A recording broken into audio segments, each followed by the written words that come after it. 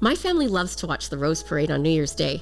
My in-laws live near where the parade floats are built, and most years they visit the site where the floats are being assembled to admire the handiwork.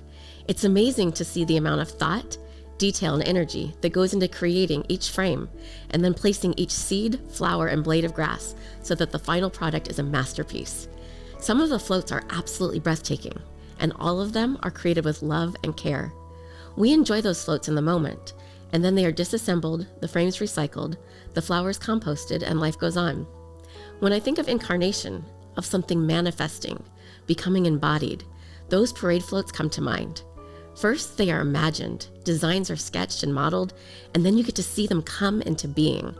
That process from design to assembly to completion and ultimately destruction takes years.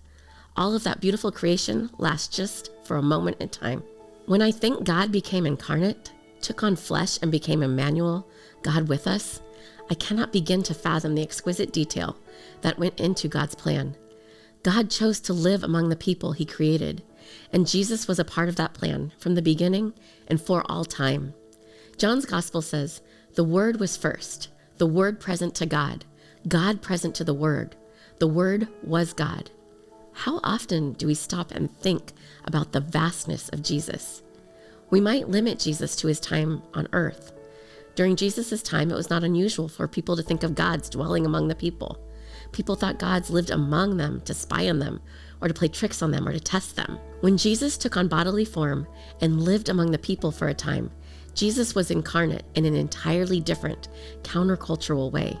The Word Jesus became flesh and blood and moved into the neighborhood. We saw the glory with our own eyes. Generous inside and out, true from start to finish. We know Jesus was not well received or understood.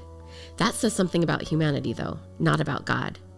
What does it say about God that Jesus was, is, and continues to be part of the plan for creation?